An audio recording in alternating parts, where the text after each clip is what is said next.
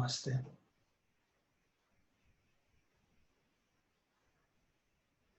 Welcome, everybody.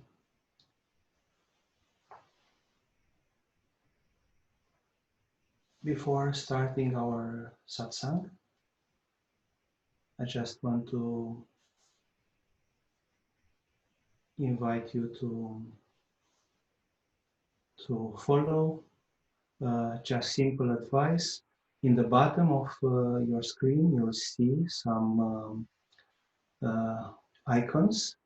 There will be a time for question and answers, and you can simply press rising hand, and then I will see and I will invite you.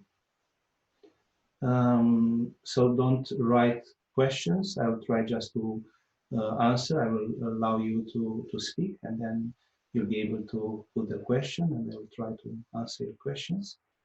If you are new with this system, don't worry. I'm also new, so we are learning together. I'm assisted by the beautiful Hridaya team of friends, and I'm grateful for this. So it's the first time of such a online satsang for me, and maybe for some of you as well. So let's start. Let's start with a short moment of centering in the heart. Please close your eyes. Keep your back straight. Relaxation. We bring the awareness in the heart.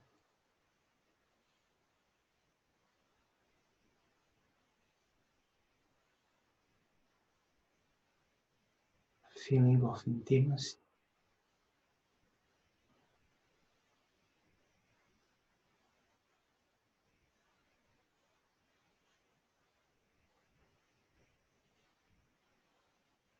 The joy of being.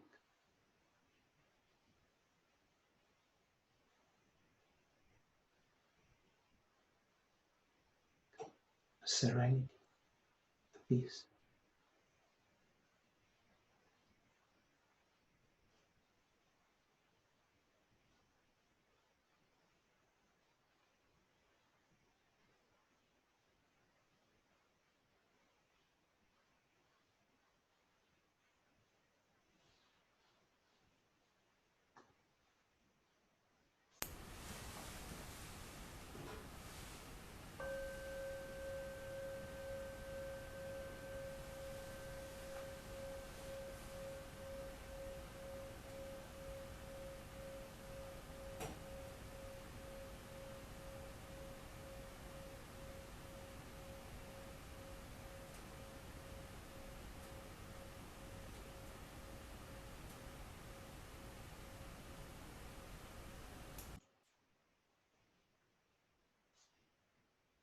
We gently open the eyes.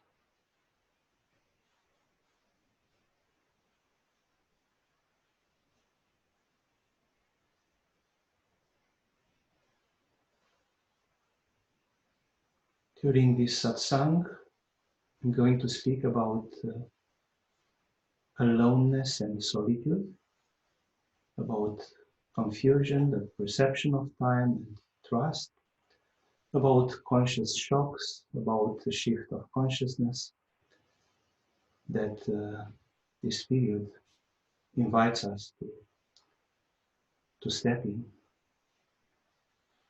First, I'm going to speak about the difference between solitude and aloneness. These two words, solitude and aloneness, refer respectively to the serenity and the suffering of being by ourselves. So solitude and aloneness, we can say, are simply two different states of consciousness. They are not referring to external conditions, but about how we receive, essentially how we perceive these times. And I will start with a beautiful poem by a great Indian mystic, Kabir. He was Muslim, he was a Sufi, but he was also very much practicing yoga and knowing about chakras and about nada, the subtle sound. He said, don't go outside your house to see the flowers. My friend, don't bother with this excursion. Inside your body, there are flowers. One flower has 1,000 petals. That will do for a place to sit. Sitting there, you'll have a glimpse of beauty inside the body and out of it. Before gardens and after gardens.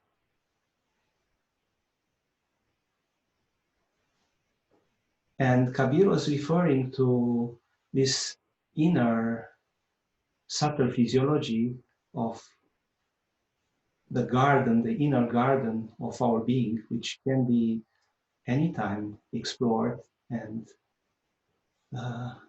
admired. And he refers to this 1,000 petals flower, which is that reality that encompasses everything. This 1,000 Sahasrara is the symbol of completitude, which is indeed in connection with the top of the head, but is also in connection with the heart, is the expression essentially of any portal, of any gateway to infinity. And that's why before gardens and after gardens, so before and after any phenomenal aspect of the world, inside the body and outside of it, there is this glimpse of the beauty of the heart. There is this glimpse of the ineffable. And in a similar way, Byzantine monk who lived in the 11th century, Simon, the new theologian, said, sit in your cell, it will teach you everything. Sit in your cell, it will teach you everything.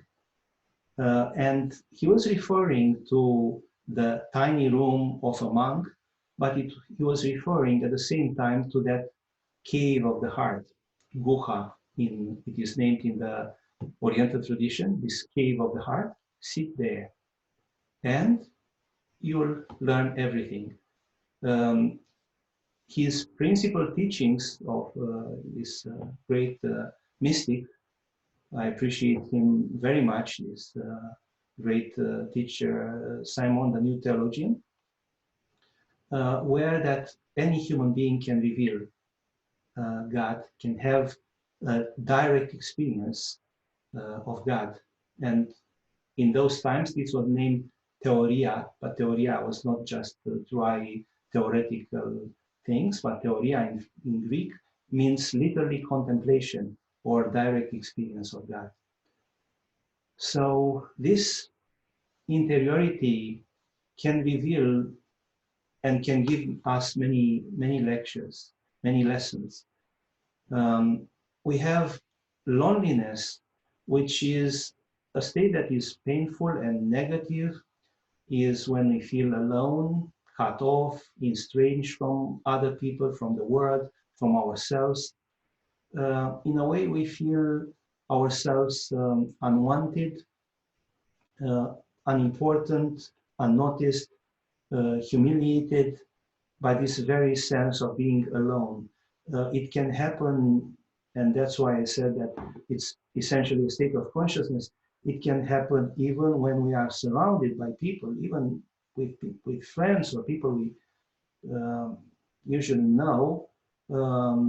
Still, this feeling of loneliness can be there, which is a depleting experience. It's an experience of not fitting, of not resonating, of being not an inability, inadaptability to what is happening around ourselves. Somehow is this sense of punishment, rejection, something that depletes us and feels always that is something that is imposed on us.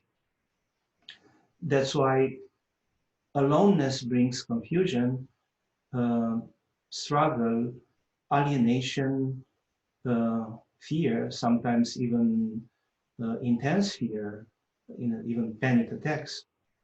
And essentially, this is happening because we miss this center of reference. We are used to refer to others to help, to find help and support in the outer world, and the social activity is the only way in which we can alleviate this sense of aloneness. But when we find this center of reference in our being, this feeling of struggle, of self-rejection, even self-hate, of loathing, is dissolving. And then we can experience solitude, which is the positive part of what is happening now. So such measures like those which are taken now in many countries can generate this sense of aloneness for many people. And we will learn how to shift this from aloneness to solitude, which represents a very inspiring and creative state.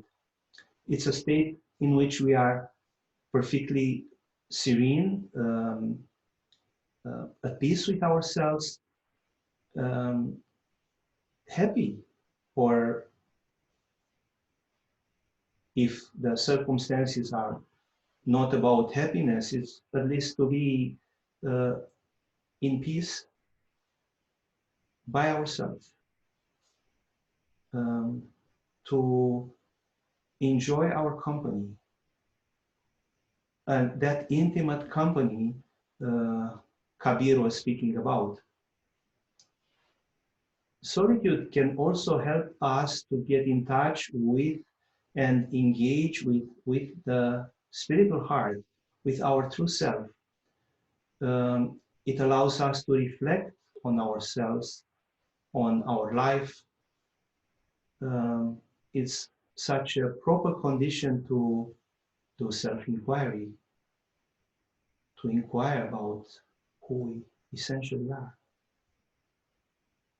to remember this. Often, solitude is therefore a springboard for self-awareness, for a greater creativity, fresh insights, new growth, and is regenerating. It can be so regenerating. Solitude is something we choose consciously, or at least in situations like this, we accept in a sense, with a sense of peace.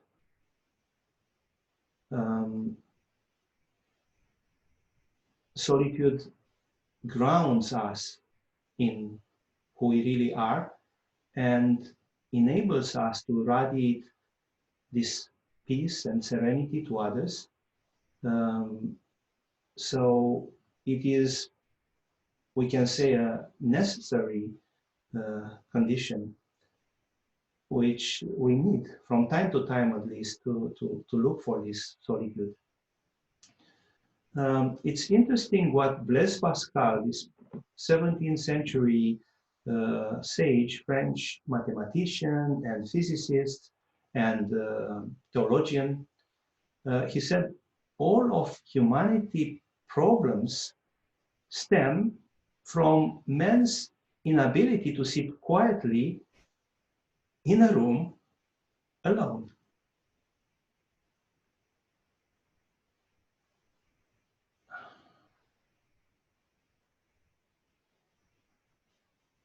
It feels a little bit strange or shocking, such an affirmation, but if we contemplate on it, we will realize that it's true. All this agitation of the mind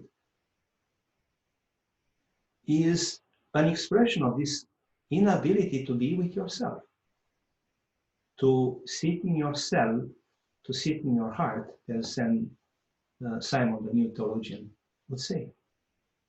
So sometimes in times like now, these poses may forced upon us, but instead of feeling overwhelmed by worries and fear and boredom, which is this aloneness I'm referring to, this can be a beautiful time to investigate our life and our motivations behind our actions and choices, which much more decide this detachment.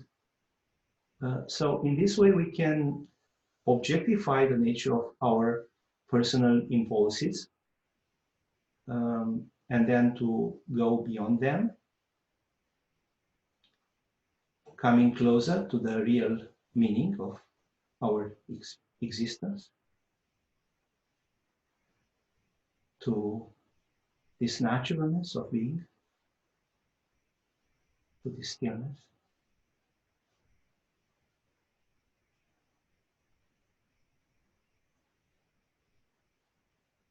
Solitude can also purify the mind in order to see more clearly what is false and what is authentic in our life. So solitude purifies. Loneliness, on the other hand, is undesirable, is negative. Again, it's just about a state of consciousness. It's just about another condition of our mind. It seems a punishment. We want to fight against it. It can be hard even to admit that we are feeling lonely, because this is like a silent recognition that we are unwanted or insignificant or easily ignored, and this wounds us. Of course, it wounds the ego. Of course, this is a lesson which needs to be taken, and we may pass through this aloneness in order to come to solitude. And then solitude, on the other hand, is a gift. It is perceived as a gift. It is something that we choose for ourselves, or at least accept. And solitude, if we look in all great spiritual traditions, we see that solitude had a very important role. So solitude was a very powerful ingredient for spiritual transformation, and it was not only for a spiritual path. Great artists and creators found solitude as something very inspiring. So solitude is selfish and conditioning. Loneliness is selfish and conditioning. Solitude is deconditioning, is bringing this freedom of the ego. Loneliness is uncomfortable and agitated and grasping, while solitude is a space from which clarity and stillness can emerge. And these times, this moment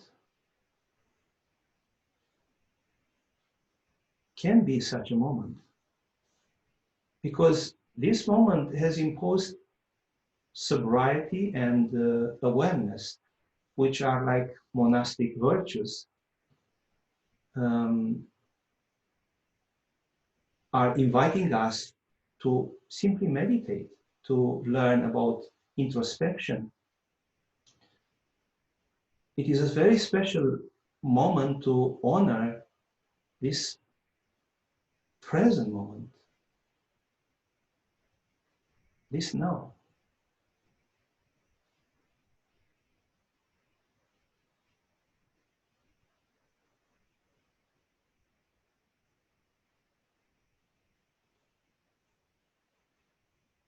It is a time to reconnect with ourselves. So religion comes from the Latin word religere, which means to reconnect.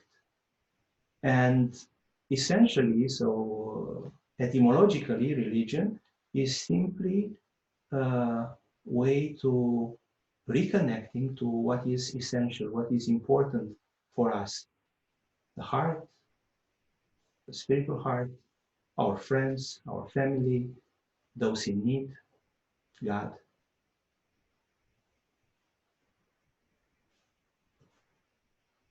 And we should see these times in this way. Otherwise, if we used to be a problem for ourselves, we used to be a problem for others, now we will continue to be a problem. And I mentioned before, in all that is happening now, try not to be part of the problem, but part of the solution. So we are part of the problem when we are just feeding this sense of fear, this sense of distrust and anguish and agitation and grasping and selfish tendencies.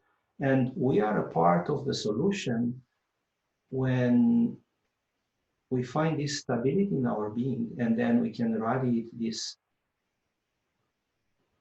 and support others and support our times. And I'm going to speak later about how we can be part of the solution. Now, it is important to understand that in this solitude, for example, maybe you heard, most of you, I'm sure, heard about this dark night of the soul. It's an expression coming from St. John of the Cross. And whenever we have problems, difficulties like such a time, we'll say we are in the dark night of the soul. So the dark night of the soul is associated with a lot of difficulties and problems that we may experience. But what St. John of the Cross was speaking when he referred to this dark night of the soul was not exactly this. It was something much more than this, something much more than this, in the sense that in spite of that, in spite of those difficulties, there was faith for him. So for St. John of the Cross, always there was faith. In all that struggle, still, no doubt. So the dark night of the soul is a condition in which we are not just lost in desperation. We have a stability. In spite of some difficulties, there is a stability. We trust. And now there are people who are simply optimistic, who are trusting in their values or just hoping that God will help us or whatever, perspective we will have. And this life philosophy will bring this optimistic or somehow a positive way of seeing life. But this is not even just about this. Actually, St. John of the Cross speaks about a deeper stage which he named the dark night of the spirit, which is a stage in which even that intimate reality you rely on is not associated with mind, with concepts, with ideas, my idea about God, and so on. Nothing like this, no attachments, nothing. Just a total surrender to that emptiness, to that freedom of being.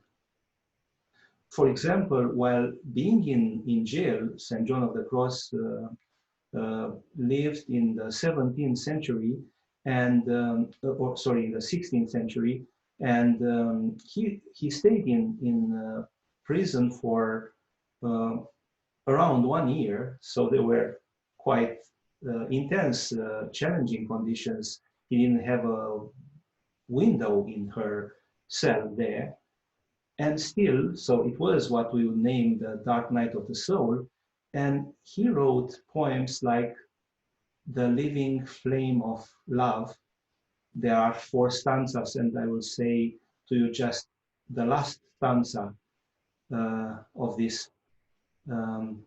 He said, "How gently and lovingly you wake in my heart, where in secret you dwell alone, and in your sweet breathing, filled with good and glory, how tenderly you swell my heart with love." So this was the dark night of the soul for St. John of the Cross. How tenderly you swell my heart with love. So speaking about solitude, we should understand this necessity of being stabilized, of having a solid center. And we can say that the essence of this poem, or the essence of this last stanza, is silently written in the heart of all of us. It is there. If we feel it, if it becomes active, this is solitude. If it is not manifest yet, then this is aloneness. But of course, we don't reach a clear and strong place of solitude automatically. It's a process in which we learn and we develop this ability slowly. We learn how to go beyond any obstacle, and the main obstacle would be exactly this sense of aloneness. So first you find yourself alone, and then is this process, and then you find yourself. So first you find yourself alone, then you find yourself.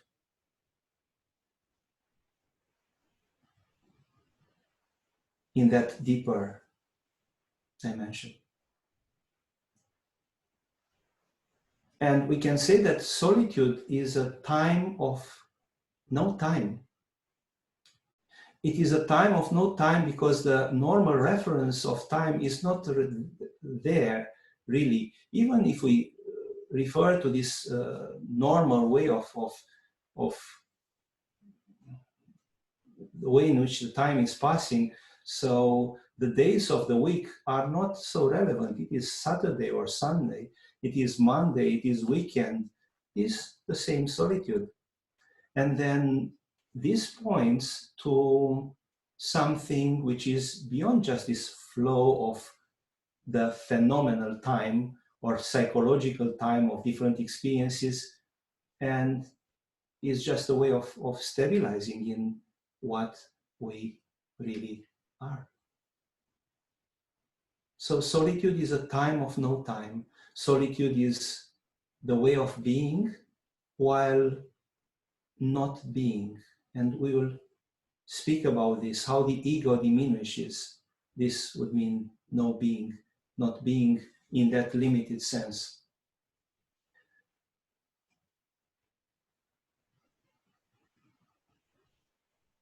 In Hridaya, we somehow prepared ourselves with solitary retreats, with meditation, silent meditation retreats, with dark retreats. Many people did this, and I'm sure that this is not a disturbing time or a time of creating a lot of agitation for those who stabilize themselves in solitude. For somebody who did 1 month of dark retreat in darkness, this freedom from boredom or agitation of the mind for sure is there.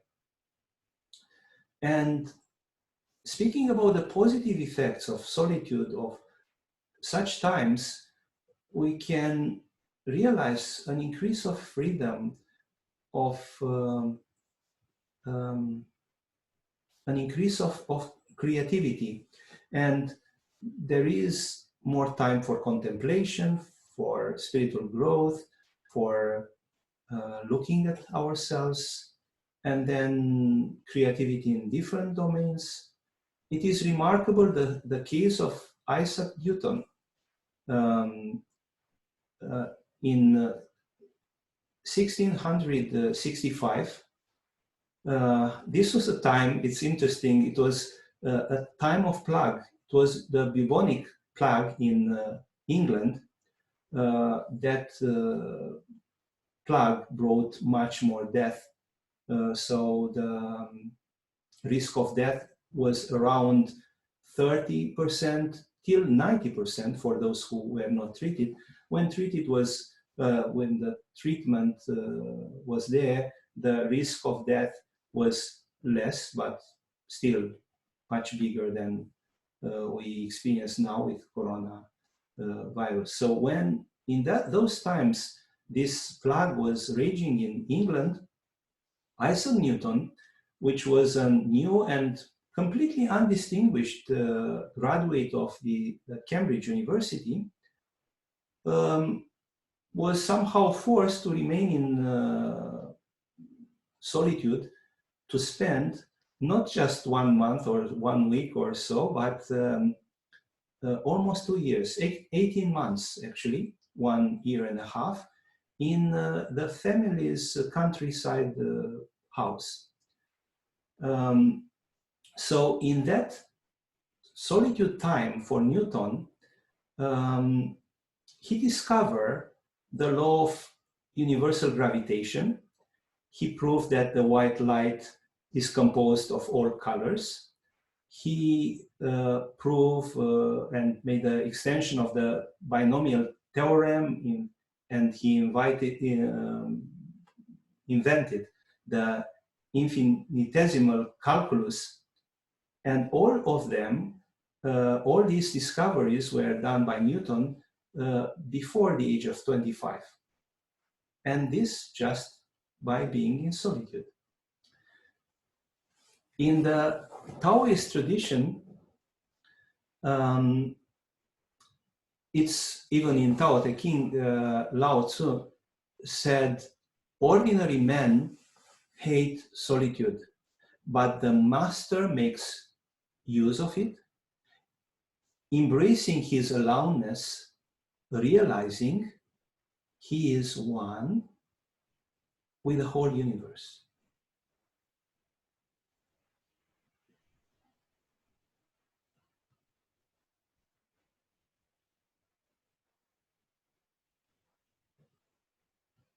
Buddha definitely attained enlightenment through solitude, through no social interaction.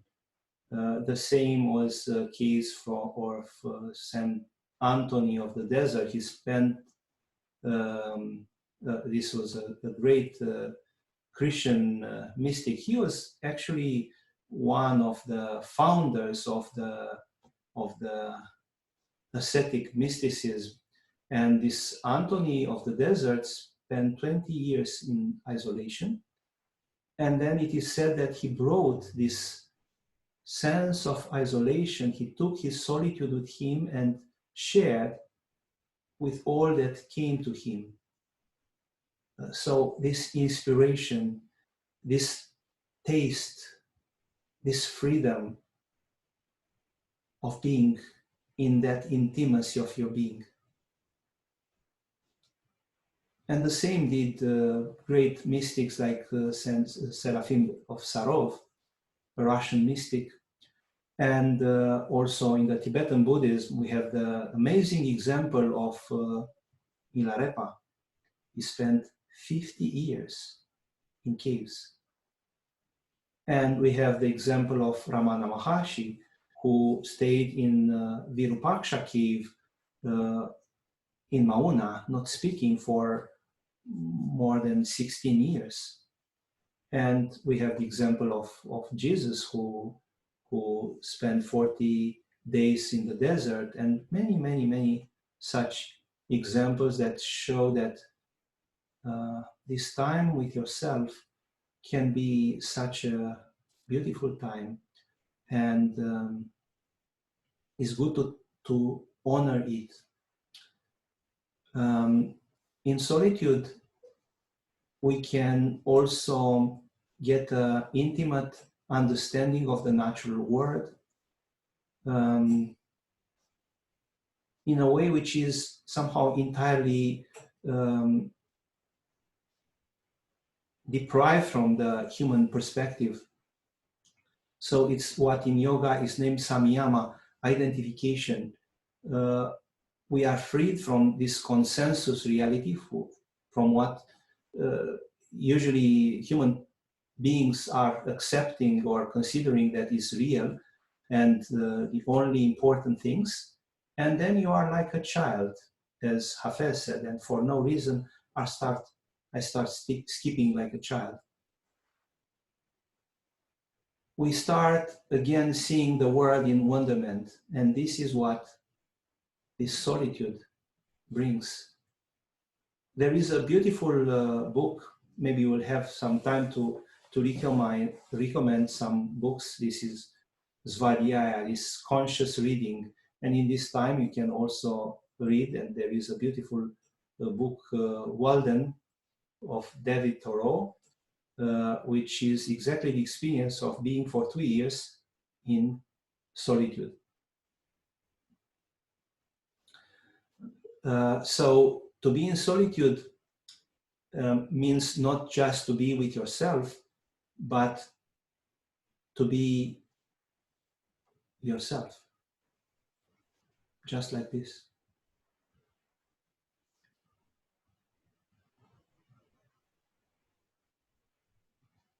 That's why Thomas Merton, who was also very keen to solitude and made a lot of retreats, said that silence and solitude are the supreme luxuries of life. Silence and solitude are the supreme luxuries of life. I totally subscribe to this. And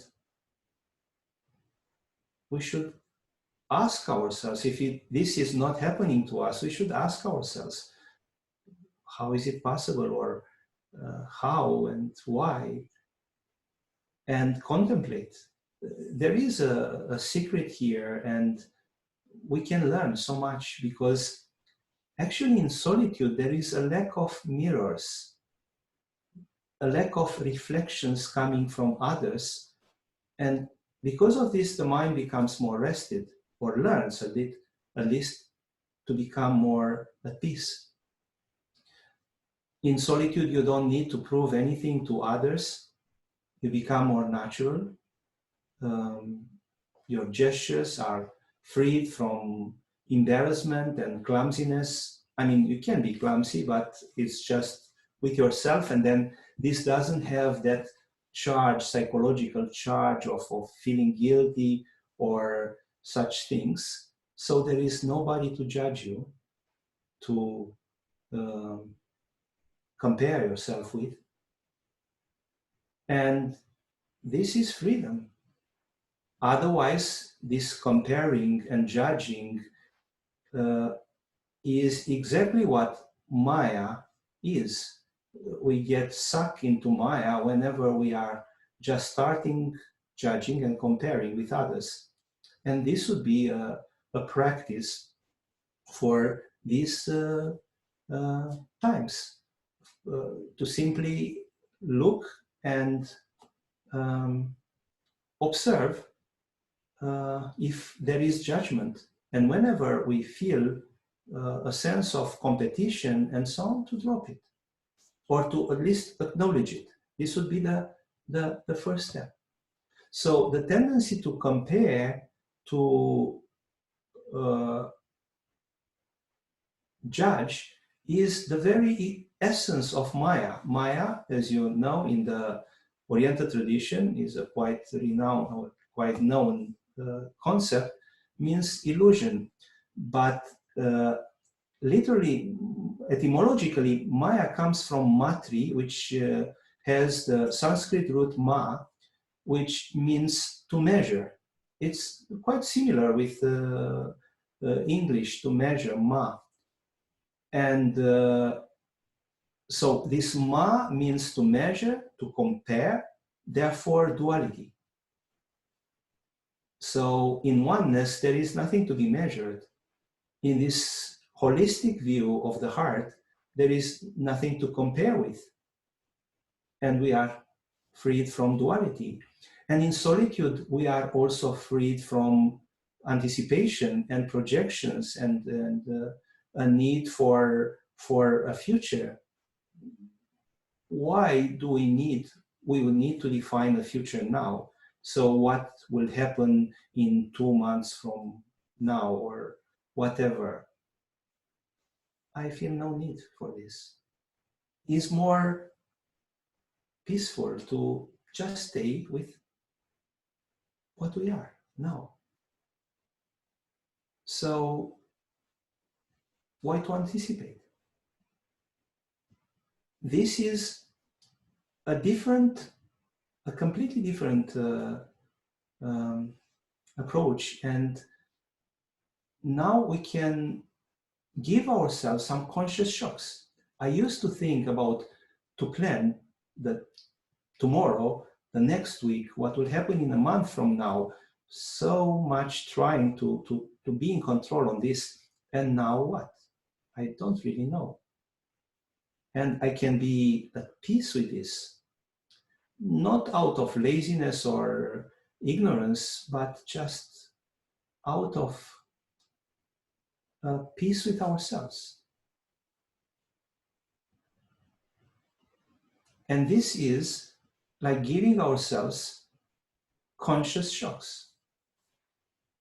So solitude is not a negation, but an affirmation.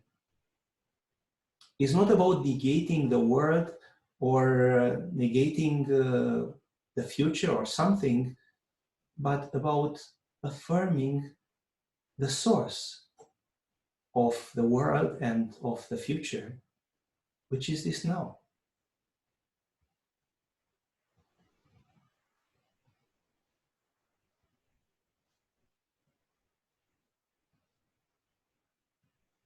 And when you realize this, you start giving yourself conscious shocks. Me here now. What a miracle.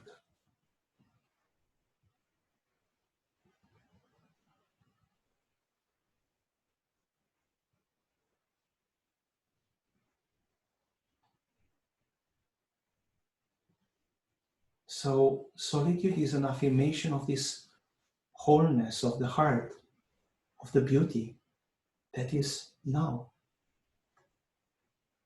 It is such a freedom in this. Thus, the ego, the superficial layers of our existence tend to diminish and glimpses of truth, of this pure being, start appearing. It's like going deeper and deeper into yourself,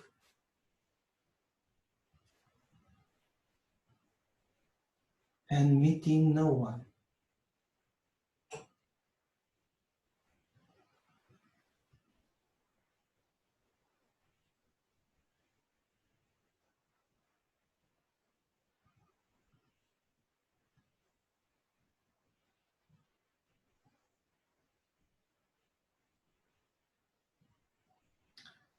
We usually tend to live in a world of objectification. Others take us as objects, as a body, as a mind. We take others as objects. You are handsome, you are like this, you are smart, you are like this. People project all these qualities on us. In solitude, there is a chance of this identification, this objectification. We don't need to express ourselves in concrete forms. And then what? Then we will say, like Dogen, the founder of the meditative Zen tradition, the Soto Zen tradition, said in a poem, "What do attraction and hate matter when I'm here alone, listening to the sound of the rain late in this autumn evening? What do attraction and hate matter?"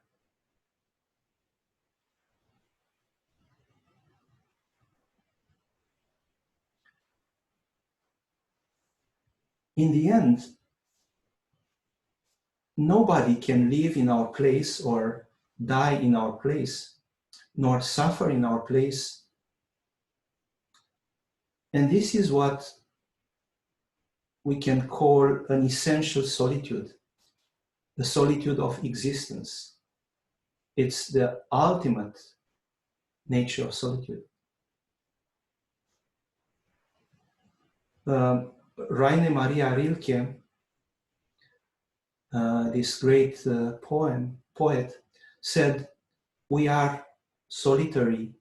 We can delude ourselves about this and act as if it were not true. That is all." So we stay in this solitude. We stay by ourselves on this threshold of eternity. So in that step beyond our personality, we are by ourselves. We can be helped till a certain stage, but that ultimate threshold cannot be passed in flock, cannot be assisted. We are in solitude there. It can be frightening, as the light is frightening for the bat, but when we put aside the attachments, there is just joy. And we should also acknowledge the fact that nobody really revealed her own true nature. Just living a bourgeois life is simply not possible. Just with that common social life, we cannot go deeper.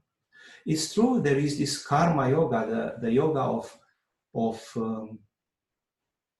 acting with detachment and love and compassion and awareness. So there is also a dissolution of the ego. There is a beautiful symbolism in alchemy, the symbolism associated with a pelican. Pelican is a bird that, according to the medieval tradition, would wound itself, the mother would wound itself in order to feed the children when the little birds, the little pelicans, when there would be no food or not enough food, the pelican would create with his beak wound here in the heart, and then in the heart area, and then the little birds will drink that blood. In alchemy, the pelican is the symbol of the, and this blood is the symbol of the pelican, is the symbol of that projection power, that transformative power, which can generate that alchemy. And there are usually represented 7 little babies, which are the 7 metals, which by this touch of the sacrificing nectar are transformed in the metaphysical gold, in the spiritual gold of pure existence. In Rosicrucian tradition also, so in Christianity, in esoteric Christianity, also the pelican is the symbol of Christ, because it's just this sense of sacrificing. And I'm speaking about this simply because this power of sacrificing ourselves is something that can blossom in solitude, this availability. And this makes us a part of the solution. There is in solitude, as in beauty, a sense of coming home, a feeling of settling all things in perfect order. And then in that solitude, there is oneness. We embrace the sky, we embrace our heart, our soul, everything in this now. It is this grace in the midst of all that is. Then solitude simply means intimacy.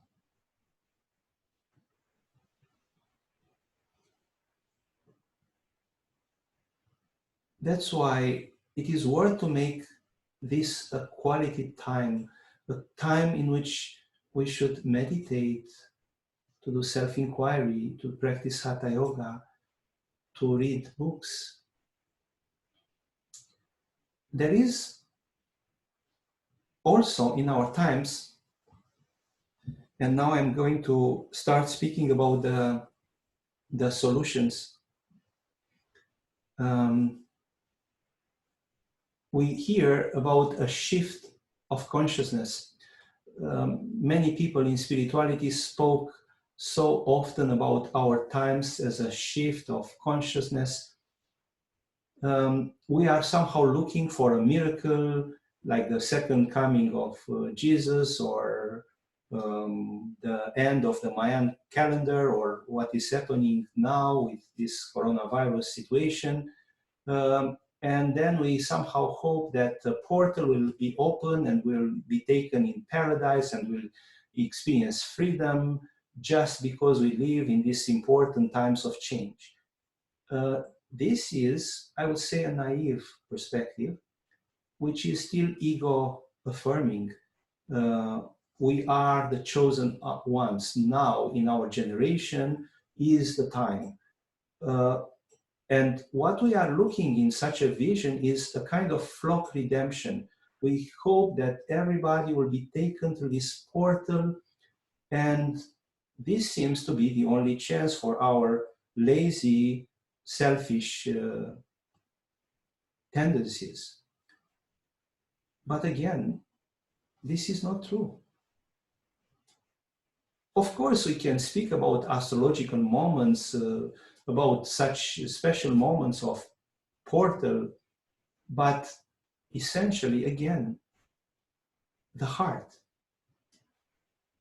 your heart is the portal.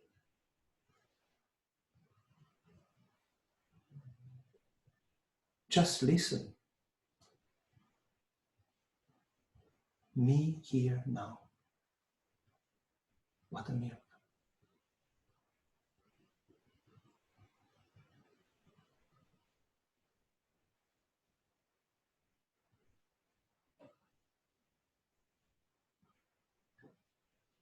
There is a beautiful poem by Hafez. He said, everyone is God speaking. Why not be polite and listen to him?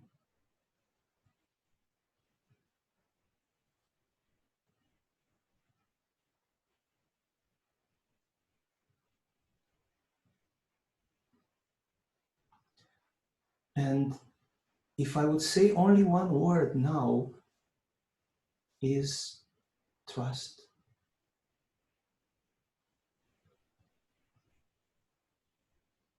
Trust.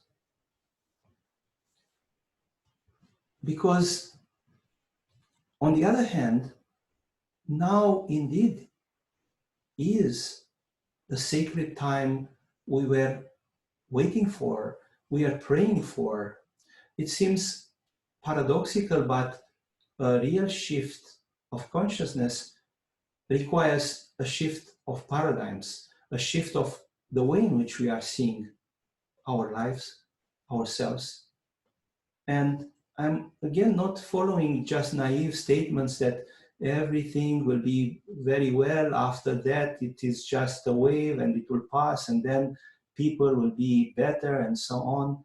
It's not just about an optimistic view. It is an openness to the unknown in full trust.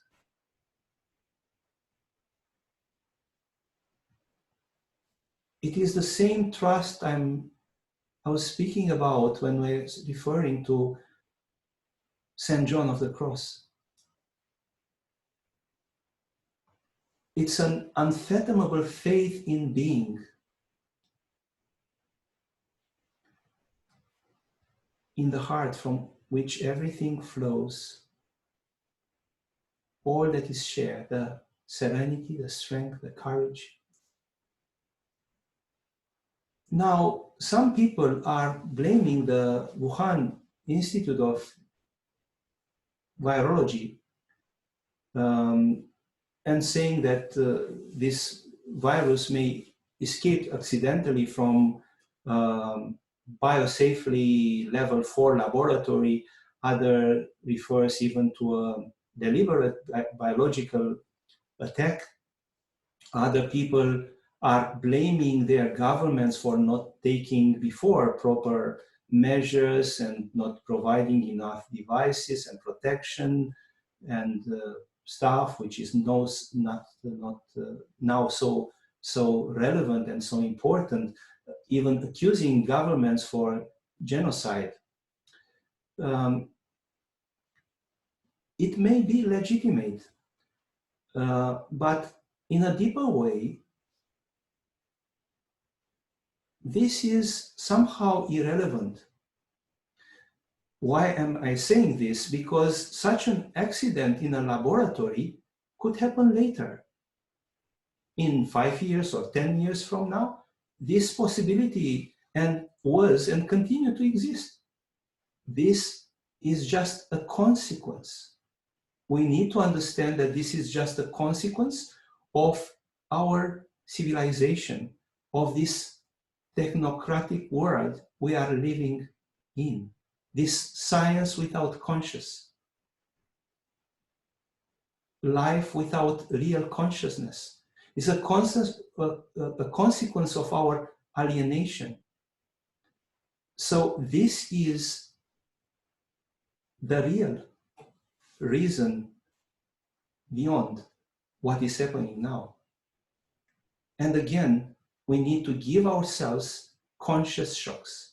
So shocks are happening, but there is a need to give ourselves conscious shocks. So again, in a conscious way to observe this and to realize that something is going wrong. And when you give such shocks, or you are conscious about them, it's like a waking up from a dream.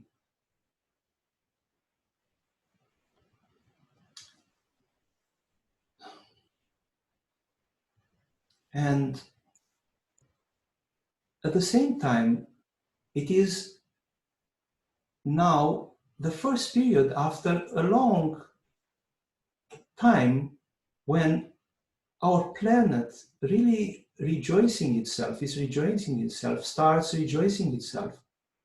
It seems paradoxical, but animals are really happy now. They are free to manifest themselves, to play. We all heard about this beautiful thing that the dolphins are coming again through the Venice canals. The ozone layer is regenerating, the ozone hole is shrinking uh, so quickly now. Even the seismic activity of the Earth, CNN reported a few days ago that the seismologists affirmed that the seismic activity of the Earth is quieter because of this external layer of the Earth is less busy. The Earth seemed to become quiet. So things are bringing, so it's good to contemplate on this. Things now are changing. The planet is finally celebrating the diminishing of that human activity, which is poisoning at the physical level and sometimes at the mental and psychological level. And it shouldn't be so. The human being should be a protector. Speaking about our consciousness or our capacities as human beings, we can speak about the royal status of humankind on this world. So humankind is like a king, but humanity now acts like a very cruel king, greedy, lying, betraying. Humanity is betraying his mother, the earth. So a king that is betraying the mother, the king that ignores his brothers and sisters, the animals, the forest, the rivers, the sea, the king that wants to conquer everything, the whole space. And it is a need to be stopped. It is simply the way of Tao. It is this balance, the way of nature. We need to learn again this naturalness, the middle path, as Buddha said. And we are all karmically responsible for accepting this status quo, for accepting this situation that is happening in this world. We have so many signs that global warming, which created so serious problems. Last year in India, for example, people fought for water. The monsoon coming later create problems in agriculture, and people were threatened of not having enough food. And with such a thing, it may happen, it may happen to humanity to hear that because of the lack of water in India and because the government couldn't deal with the relocation of people and so on, 100,000 people died, which would be more than the people who died because of the coronavirus. Maybe many of us would take this as news. People so far away, yes, we are here in a good condition, nothing really happened. But now it is touching us. Now it is so present. So it is such a wise solution for preventing other cataclysms or other problems that human beings could do. This is, we can say, of course, and this is not about ignoring those who are suffering and those who are fighting for life in these times. But again, we are all responsible for this. And we should feel it deeply. And this should give us a conscious shock. We made such a mess out of this planet. We are making such a mess out of this planet. So give yourself conscious shocks. Don't stay just in fear or just in personal stories. It happens, of course, people continue to go on their old tracks. The main worries about their finances, advertisements, TV are going the same way, is so irrelevant now. Because it can be such a beautiful trigger for self-remembrance. We don't need to go that way anymore. Uspensky, a great spiritual master, was speaking about what he named obvious absurdities. He said that in his childhood, together with his younger sister, they had a beautiful book about these obvious absurdities, like a man carrying a house on his back, or a cart with square wheels, and things like this. But the funny thing about that book was that there were also pictures which were completely normal. So he couldn't see any absurdity there, even though the book was about obvious absurdities. So he couldn't see, and this was very intriguing for him, and he was very impressed by that. And then later on in his life, he came and looked at that book again, and again he couldn't see anything as an obvious absurdity, which is a very subtle reminder that even in what seems to be so normal or so natural, there are so many obvious absurdities. We are having now a cart with square wheels in our times. We are petrified in routines, and we also are considering that, nothing can happen, or we cannot do anything, or we cannot change. Is like creating bumpers. So there are such situations like what is happening now, and this threat for humanity. This thing can happen if this was not a virus escaped from a laboratory. It can happen if this is not about human mistake or error. It can happen. So this can happen, and then it is that obvious absurdity of this old technological world and all this way in which we are going unconsciously in a direction which we don't really want. There is so much alienation, there is so much confusion, and we simply don't know what to do. And that's why I'm saying, give yourself conscious shocks. So a conscious observation of such bumpers or buffers,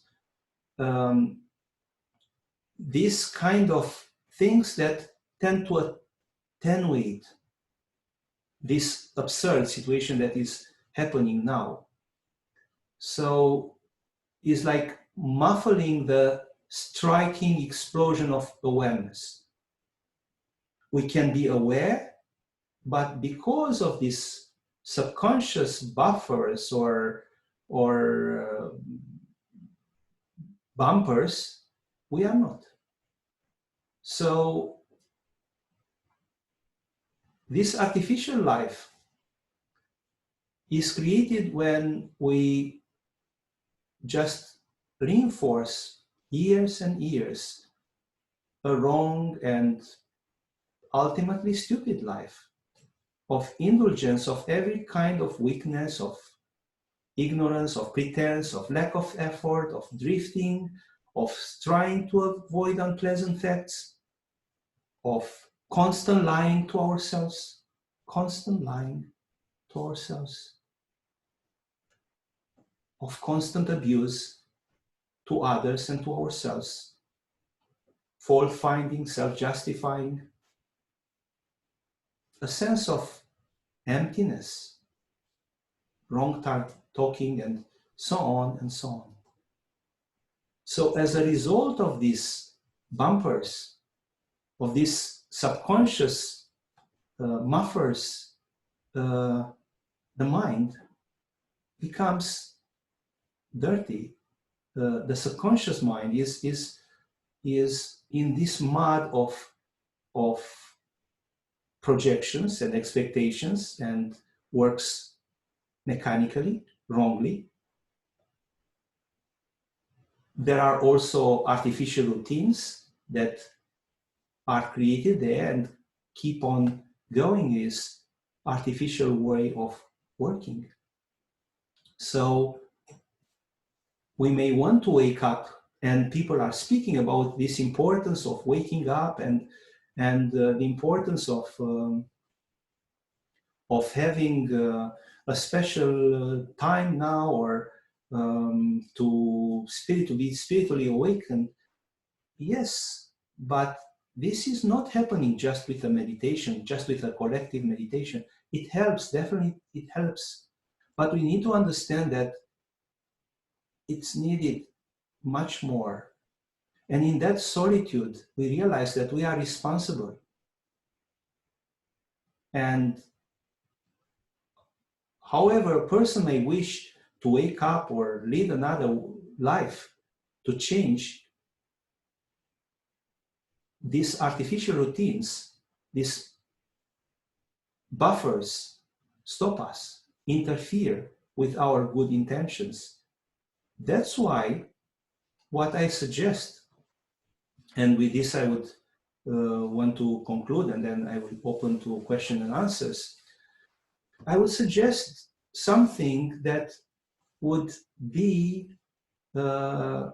similar with what Gandhi did, with his non-violence. So the timing there was also crucial. It was the time of global Great Depression in the 30s, when Gandhi started spreading his ideas. So it happened in a proper time, and this time is also very prolific for such a situation. And then there were people around him who were committed to non-violent objectives and tactics and the way in which they approach things. So Gandhi invited them to this self-sacrifice, this wisdom of the pelican, the capacity of just going out of their fears and personal greediness and need for toilet paper and so on. So this requirement of self-sacrifice. And then what was essential in this change of India, which can be a change of the whole planet, and if there was a collective transformation, this can be also collective transformation, but I'm not saying, and I'm not speaking about this, I'm speaking about transformation that should start with ourselves.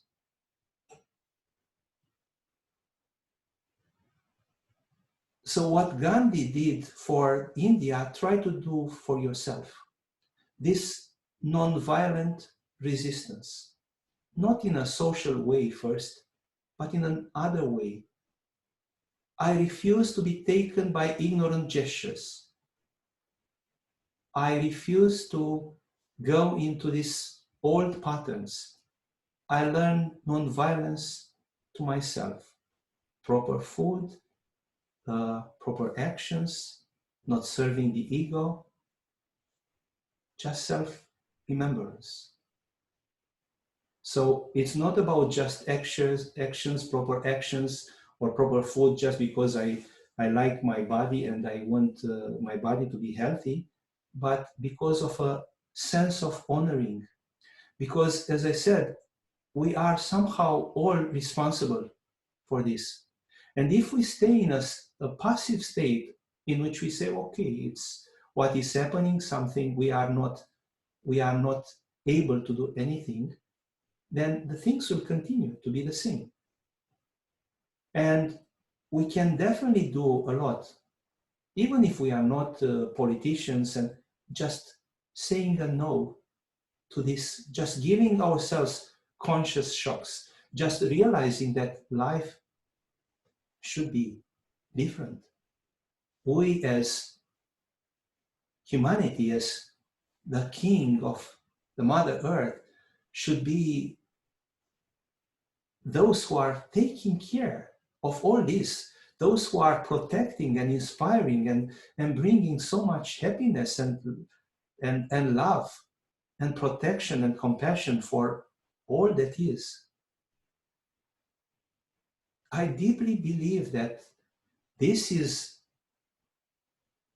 our calling and that this is possible. So essentially is about rediscovering what is important in ourselves or for ourselves, and then eliminate everything else. I'm also in a quarantine time now, which is as it is. And it's a time of looking at the garbage, how much garbage. It's a time of being aware of resources and being aware of any act and being with yourself and evaluating the day, redesigning the time, the day, and eliminate what is unnecessary. I remember when my stepfather died, there was a big workshop with a lot of stuff which was useless. So it took me quite a lot more than a few days just to empty all that. And I look around and I'm imagining that there will be some people who would need to empty after my death. And I don't want to leave what my father left, simply because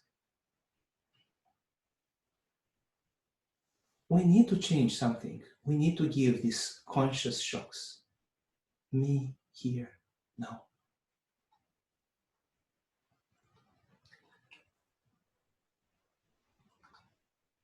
In the Zen tradition, there is a question, or this approach is like this: when everything around you is confused or in fear, is confusing and in fear, simply close your eyes and ask, is the existence that is confusing or my mind? Is this world that is confusing or my mind? Of course, the phenomenal world can appear as being confusing, but the existence, essentially, this naturalness, is what it is. There is a Buddha saying, or sorry, a Buddhist saying, everyone appears as a Buddha in the eyes of a Buddha, and everyone appears as a pig in the eyes of a pig. So our existence is experienced according to our state of consciousness. The cosmos has never complained about its busyness or fear of dissolution. So unless we can look on life differently, we cannot really remember ourselves.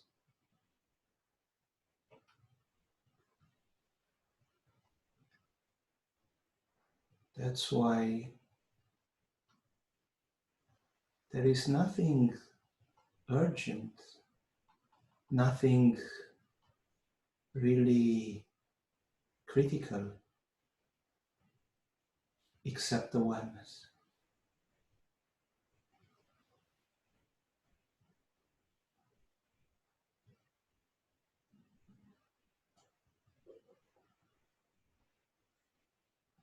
I would conclude with a short poem by Antonio Machado.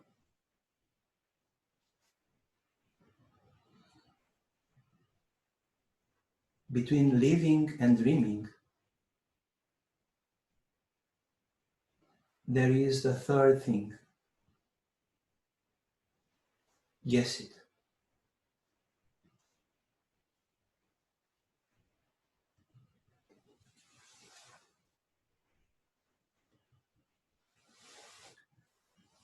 I will open now for question and answers, if there are questions. So you can raise your hand, I mean online hand, if there are such questions.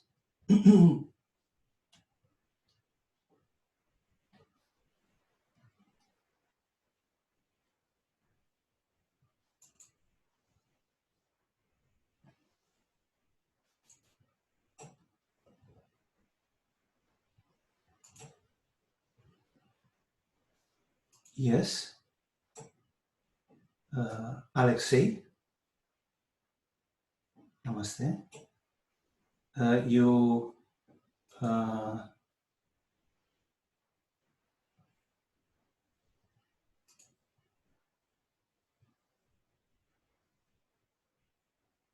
need to, yes, speak. Yes, you can speak now.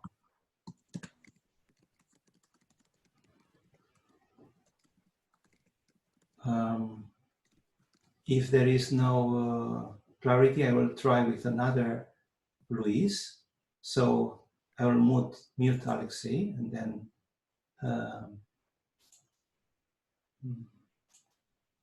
Luis.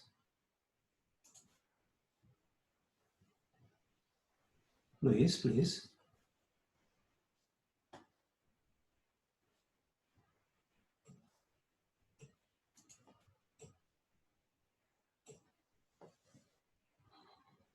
We learn.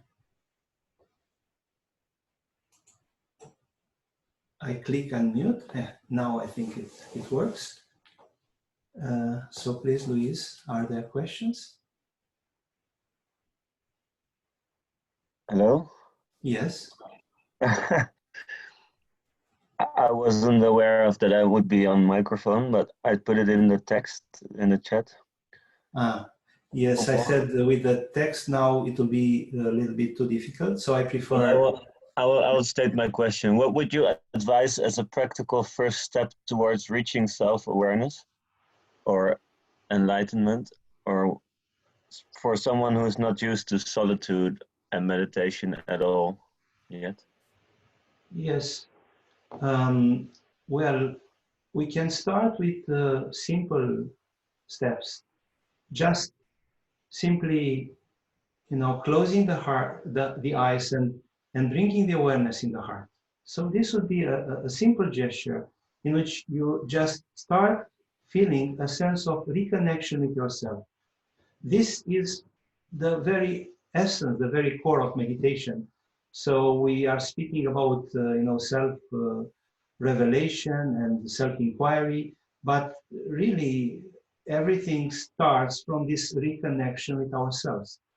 So it is a way of being, uh, just in the common life, looking for different things in this almost hysteria of consumerism that is happening in normal times, and even now sometimes a little bit. And then you come back to yourself and try to see that you are more than just your agitation, your habits, and just this contemplation, me here now. What a mystery.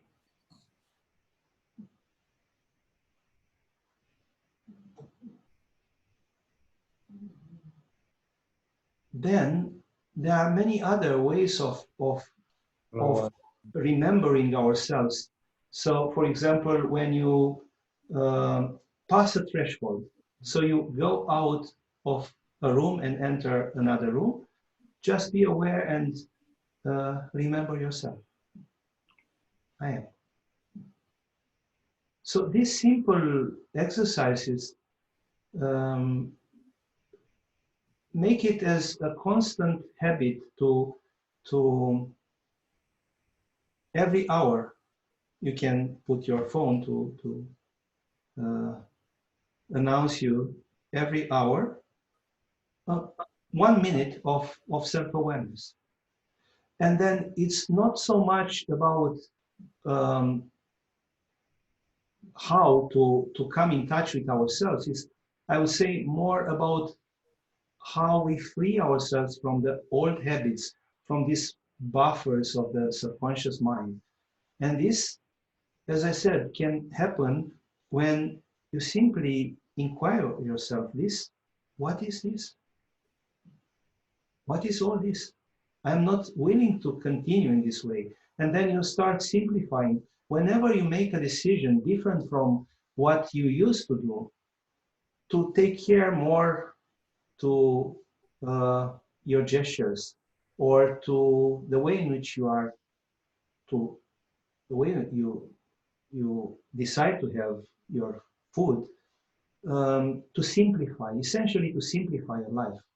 And this decision to simplify, this would be a way of becoming more aware. And as I said, it's like a non-resistant, as Gandhi did that. He addressed this for the whole country. So people with no spiritual experience, they were open to this ahimsa, non-violence, resistance, which was not based on violence, but on this equanimity, this peace, this commitment. It's a commitment to change something in yourself. And then things will change. So I will go to other questions. Elena, welcome, Elena.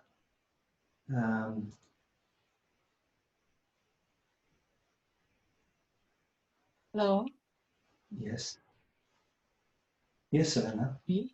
I'm glad to be here. My question is a follow-up question on what you said about these conscious shocks, and I'm not sure that I understood very well. Can you please elaborate on that? Yes. So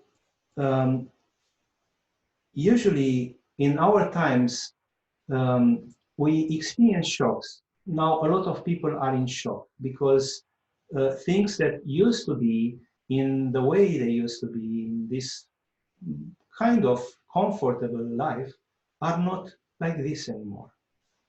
Suddenly, a lot of threat is related to their life, to so many things, their finances, their lifestyle, and so on. So it's a shock.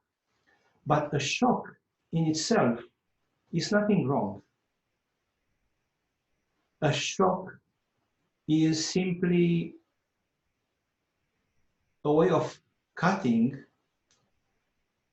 with these habits, or you realize that the old strategies of life are not working anymore. And this shock can create, as it happens to many, just fear and alienation and crisis, and we are running for the next comfortable zone. So we are running for that because we hate this unknown. Or on the contrary, it's an act of faith when we are welcoming this, because it's like this dark night of the soul. It can be challenging or difficult in a sense, but on the other hand, you have that stability in the heart. As you remember, St. John of the Cross said, that swollen, that love that swollen my heart. So it is, and it is not really a dark period, because in such a shock or in such a period, a lot of beautiful things can appear. Otherwise, we are just paralyzed. We are like homeless at home. You know, people who are just scared now are like homeless at home. Or you can be at home in your heart, and you can be at home everywhere. So giving yourself conscious shocks is simply about contemplating on what Uspensky named those obvious absurdities, contemplating at the way in which our life is flowing, and we may find a lot of things. So my need to buy a new thing, or do I really need this? How this is supporting the technocratic world we are living with, and we are a consequence of it. As I said, somehow we are all karmically responsible for this, because we are all going in that direction. And it is our responsibility to decide that things can continue or not. Some things should stop. But it's not about, you know, making social revolutions or making a new party about this, because it's not really a change unless a shift of consciousness, unless, and this cannot happen unless shifts of paradigms are happening. When we learn to live in humbleness, so it's not about creating a new party or creating a social movement about this. If it will happen by itself, but is about this humbleness. And this is a conscious shock. I was participating to this alienating world. How? Well, in so many ways. When I'm contradicting myself, or when I'm saying the same thing again and again in a repetitive way, sometimes I may just stop and say, well, but this I am saying, this I said 1 year ago, and it's the same. Nothing changed. I said that some things will be different, and still they are not. And then is a conscious shock.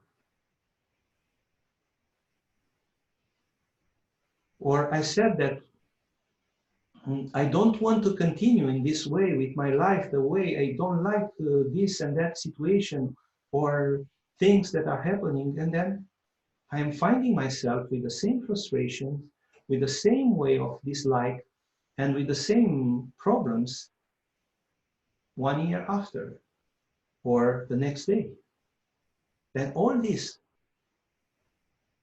is like a pointer. Who am I?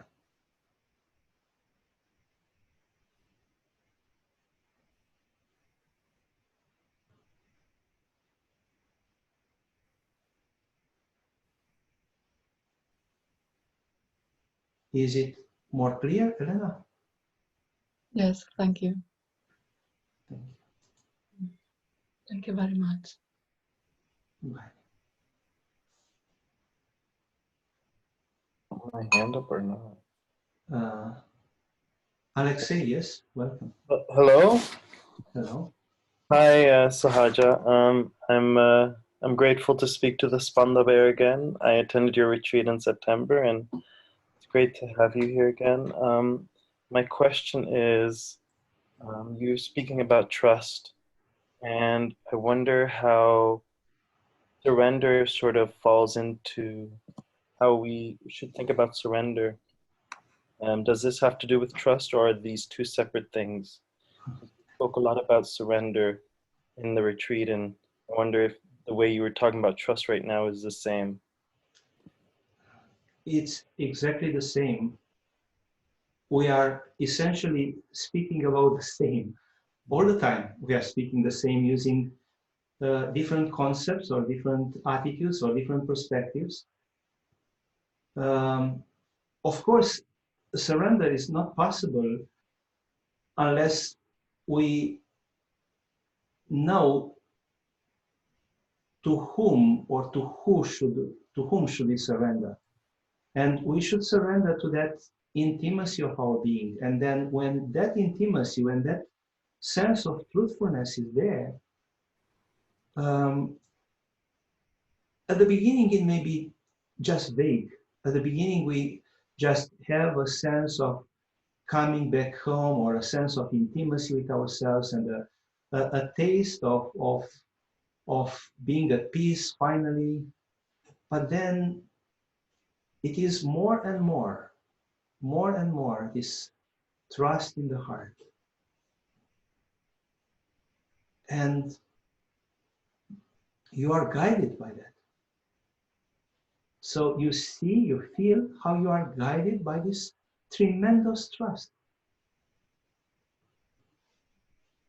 You feel, I mean, at the phenomenal level, now there are challenging moments, and it's good. So it's good not to live in a bubble, and it's good to be aware of all the situations and all that is happening, and to have your heart open for compassion, to have your heart open for the suffering, and to be grateful at the same time. And you can be grateful if there is this trust, which is a surrender. You flow into something much deeper than that. It's not again, it's not just the optimistic uh, way of seeing life. It's not just about this. It's much more than this. Because this trust is a way of honoring, surrendering to that heart, to that essence. And as I'm speaking indeed in retreats, I'm saying that surrender is our main chance to realization. Because without surrender, as human beings, without this capacity of surrender, we wouldn't be able to love. We wouldn't be able to go on a spiritual journey. Surrender is exactly about this trust in what is beyond, in that unknown. Not, again, not an unknown in a phenomenal where we don't know what will happen in this, what would be the outcome or this of this, or it is a surrender to that trust that no matter what, and we can even be prepared while the exponential curve is increasing. The exponential curve of suffering may appear in this world, and I'm present there. At the phenomenal level it seemed overwhelming, but I am present. Mm-hmm. So I'm present because of this trust. I'm present because I surrender to that which seems to be unknown, but then it is so well known, on the other hand. When we come in touch with our heart, we know. Okay. And like, would you be able to re-explain how we focus on the heart and the exact space that you're talking about? Because I think that might be helpful. So, as I said, we bring the attention in the chest area. Ramana Maharshi, this great yogi, recommended to center in the middle of the chest, a little to the right, one finger away to the right. But this is, in the end, not even so relevant. It's about a reconnection to bring the mind back in the heart, is like detaching from the rational thinking and staying in that, is more than just feeling, is staying in that sense of intimacy with yourself. I am at peace with myself, which brings this sense of reconnection, this sense of trust, this sense of joy. So it is simply like this. And it's not just about the point. The point is like a gateway, is about an inner attitude. The area of the chest is just a support for this sense of surrender, learning to trust your heart, trust your heart, trust the heart. Again and again, come there, again and again. Initially, it seems that is nothing, or I remember somebody said, or after 4 retreats, said, oh, I really understand what you are speaking about. So it may take some time, but coming and whenever there is this sense of freedom, this is the heart. Whenever there is an awareness of this present moment, of this beauty of being, this is the heart. It doesn't need to be located here, is then all that is that embrace and that trust in the present moment, or surrender to the present moment, is another way of saying surrender to God.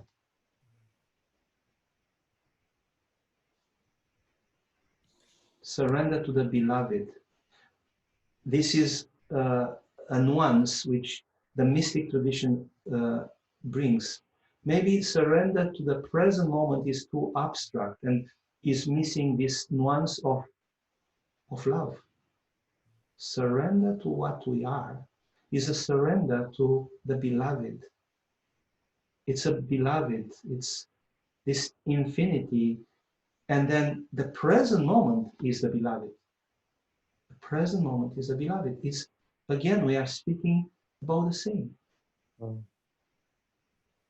And this conscious shocks and this inner evolution should be about this. So more we are accepting, and we are accepting a life which goes in this alienated way, and it's now more and more obvious. And saying no to that, and saying yes to that trust and to that intimacy is what starts this shift of paradigms. Yes? Yes, and lastly, I have been experiencing conscious shocks. It's just I am asking myself the question of what do I do with these conscious shocks, such as the conscious shock of acknowledging of the responsibility that we all have with what is happening right now. Is it then about surrendering to the shock, or? Yes, this can be, but it's not for us to find now a social solution, or I mean, if this will happen, and maybe we, I mean, at the world level, some guidelines for a conscious life may come, or inspirations how we can simplify our life, guidelines for coming back to this love, guidelines for learning to love more. But I wouldn't I wouldn't go in this kind of metaphysical approaches. I would rather realize, well, yes, uh, I am somehow contributing through this ignorance, through this uh, way of continuing the old patterns. I'm contributing to the life in the way it is on this planet. So a conscious shock would be a determination to change myself, to transform myself. This would be so. All that question about what is happening now and how we should consciously respond to this, we should come. It should come in the end to this. Yes. Yes, thank you, Sahaja. Thank you, Alexei. It is quite late, and I know there are still some questions. I will. This will be the last question I answer. Is time?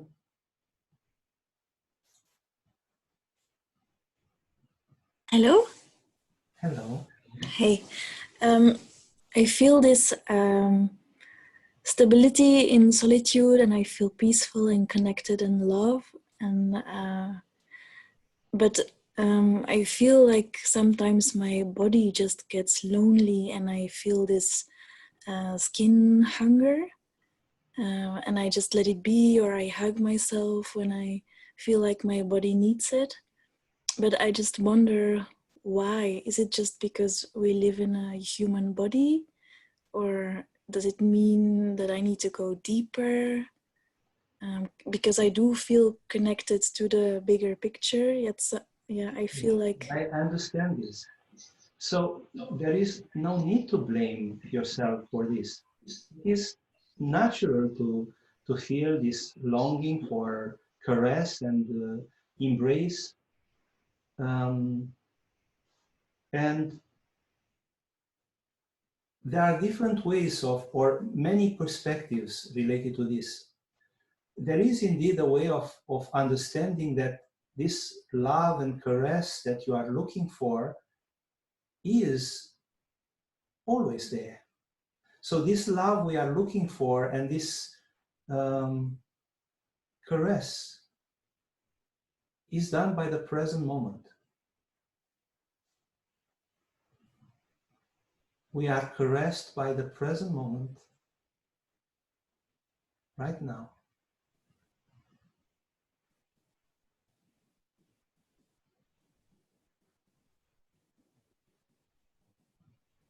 And at the same time, it is legitimate to feel the urge of being touched. Indeed, you can touch yourself as a way of, and caress of yourself as a way of feeling this self-love and this serenity and peace with yourself, a way of appreciation. And when I'm speaking about solitude and the joy of solitude, I'm not saying that this is something that should be for everybody and for all our life. So we pass through such periods of solitude, and yes, such longing appears. You are missing your lover, or this missing to be touched, or this need to be touched. You embrace all of this, not blaming them, not considering that this is something wrong, or it's just a desire to be denied, or all is there. It is a way of appreciating even more the touch of your lover. It will come. So sometime after this period of solitude, it will come. And then you'll be more available, and then you'll be more able to appreciate the beauty of such a touch. So it is a serenity and a peace in accepting that, yes, I need such a touch, or it would be so beautiful if I would be touched now by my lover, or my body feels this. My body feels this, so what? It's just a way of learning how to honor and to wait and to be grateful for what it is. So in this awareness, in this presence, everything starts sharing its beauty. So we can see in a different light. And what seems to be painful or difficult is not. I mean, it can be in a certain level, like it was the suffering of St. John of the Cross in the prison. So it was not that St. John of the Cross was just in a state of ecstasy and happiness, and then he wanted to stay longer in the prison. Actually, he just ran away from prison. So it's not that you accept or you agree with all the conditions, and still there is a joy. And that is more than. And solitude, yes, comes with some conditions in which, yes, you may not be touched or caressed now. And it's good that you feel this, because you are alive, because you are present. Maybe for some it's like, oh, it didn't came to me. I don't need to be touched. It's good to long for being touched, or to hug, or to express love. But we learn to express in other ways, and we learn to feel this caress and touch of the present moment. Does this make sense to you? Okay? Yes, thank you. Yes. I feel that now it would be good to conclude. So let's conclude with a short moment of centeredness and quietness.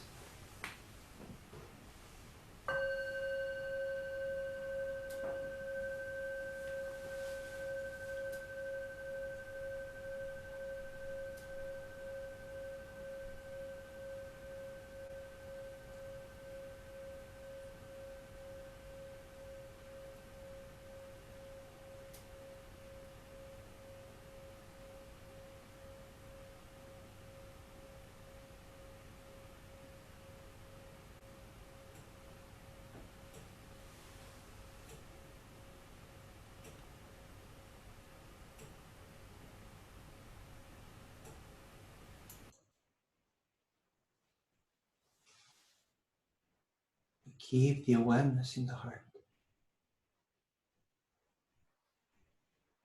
the trust in the heart.